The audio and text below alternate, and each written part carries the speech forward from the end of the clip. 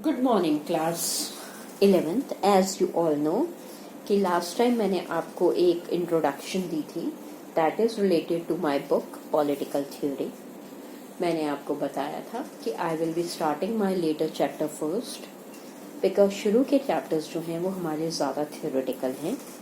मैं जो चैप्टर शुरू करने जा रही हूँ it will be more interesting rather than any other chapters. इस चैप्टर का नाम है सेकुलरिज्म।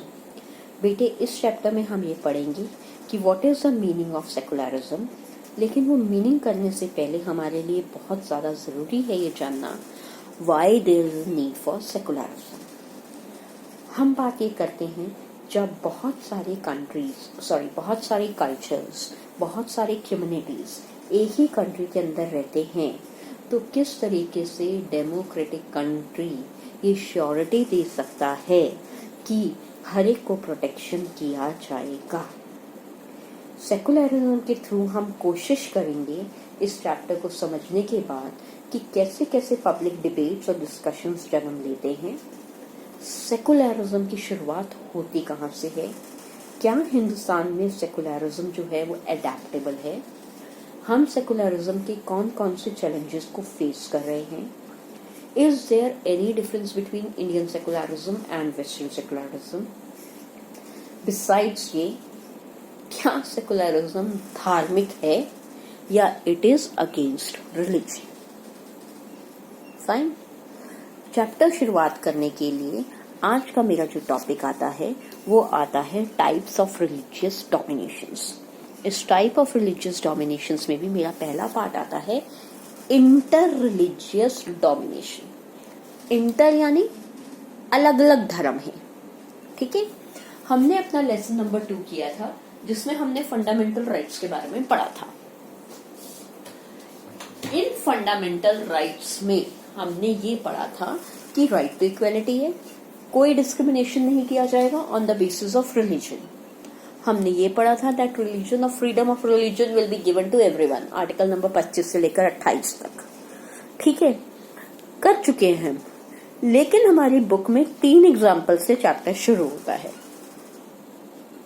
पहला एग्जाम्पल, न्यूज़पेपर क्लिपिंग कहती है या एक न्यूज हाईलाइट कहती है 1984 में दिल्ली के अंदर after the assassination of Shrimati Indira Gandhi 4,000 or more than 4,000 Sikh community, Sardar Sikh community were massacred, मारे गए थे हमारे देश में। नंबर 2, आज हम आर्टिकल 370 हम अपनी कॉन्स्टिट्यूशन वाली बुक में भी करेंगे, हम फेडरलिज्म में भी करेंगे। आज हमारे देश में एक बहुत बड़ा इश्यू है कश्मीरी पंडित्स का, और रहा है कश्मीर का। कश्मीरी पंडित्स को जम्मू एंड कश्मीर से निकाला गया। कश्मीर में कश्मीरियत का ही अपना एक इश्यू है। We don't know what's going on. Hindus मर रहे हैं या इस मुस्लिम्स मर रहे हैं, हमें आज तक नहीं पता, हम वहां नहीं रहते हैं। यहाँ सिख मारे गए, यहाँ मुस्लिम्स मारे गए, यहाँ हिंदू मारे गए, यहाँ गोत्रा, एक छोटी सी मिल जिसमें आग लगा दी गई थी और तकरीबन एक छोटी सी बोगी जहां पे ट्रांसपोर्टेशन का काम चल रहा था और लोग एक जगह से दूसरी जगह चल रहे थे बाय रेल, पूरी की पूरी ट्रेन को आग लगा दी जाती है और मुस्लिम्स मारे जाते हैं। कार सेवकों ने आग लगाई थी। Hindus massacred Muslims, Muslims massacred Hindus, Hindus massacred Sikh. कहानी कोई भी हो, एक आंसर निकलता है, आम जनता जो एक देश में रह रही कम्युनिटी है, असल में विक्टिम सिर्फ वही बनती है। इन तीनों चीजों में यही चीज एक कॉमन है, they all do discrimination with each other in one form और द अदर। हर केस के अंदर एक पर्टिकुलर कम्युनिटी को टारगेट किया गया, उसी को ही विक्टिमाइज किया गया on the basis of religious identity. इस सिचुएशन में जो बेसिक फ्रीडम्स थी जिन्हें हम फंडामेंटल राइट्स कहते हैं, उसका कहीं पर कोई भी नामो निशान नहीं था। ये सब इंसिडेंट्स हाईलाइट करते हैं रिलीजियस परसिक्यूशन, धर्म के आधार पर जान ले लेना, और ये सब एग्जाम्पल्स हैं इंटर रिलीजियस डोमिनेशन के।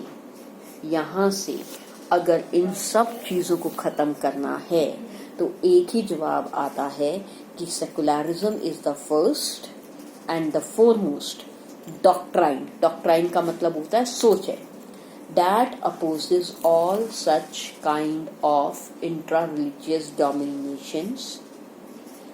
ये एक जितनी भी इंट्रा रिलीजियस डोमिनेशंस के एग्जाम्पल्स हैं, घटनाएं हैं, they are just only one aspect of secularism.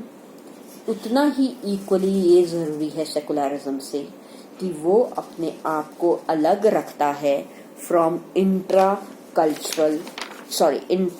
Religious domination. ये दूसरे टाइप का है, पहला इंटर होता है, दूसरा इंट्रा होता है। हम यहाँ पर एक अभी छोटी सी बात करेंगे, जितना चैप्टर हो पाएगा उतना ही कराऊंगी। बेटा जब हम रिलीजन की बात करते हैं ना, तो हम बुक में आपकी एक लाइन दी हुई है, it act as a opium to masses, लोगों के लिए अफीम का काम करती है, नशा चढ़ जाता है और उस नशे में हम कुछ भी करते हैं, कैसी भी हरकतें करते हैं, बड़ी फालतू से हरकतें करते हैं। एग्जाम्पल ही है ना, हम नेट के ऊपर क्लासेस ले रहे हैं, क्यों? क्योंकि बाहर कोविड-19 है, भगवान हमें सजा दे रहे हैं। हर चीज को हम धर्म से जोड़ लेते हैं, भगवान भला करेगा। पेपर में सारा साल टीचर पढ़ाता है, सारा साल बच्चे मेहनत करते हैं, कुछ करते हैं कुछ नहीं करते हैं, लास्ट में हे भगवान मुझे बचा ले, हम उस नशे में चलते हैं। दुनिया ऊपर की नीचे हो जाए, नहीं मन हो गया जी अब तो मैं वो क्या नाम है तुम्हारा, गोवर्धन जी की पैदल परिक्रमा करूंगा, उसके बाद 4 दिन तक पाँव ना चले, 4 दिन स्कूल का काम ना हो, इससे क्या फर्क पड़ रहा है? एक नशा है, उस नशे में कुछ भी करते हैं। मैं किसी पर्टिकुलर धर्म की बात नहीं कर रही, मैं हिंदूज की बात नहीं कर रही, मैं सिख की भी बात कर रही हूँ।